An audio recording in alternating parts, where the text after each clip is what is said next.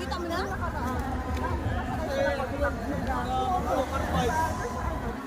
Rowena. Oo. Makasama namin yan. So, talagang pinuntahan ko lang kayo kasi nga sabi madami kayo nag-aantay dito.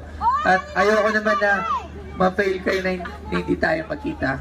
So, maraming salamat sa oras talaga na binigay nyo.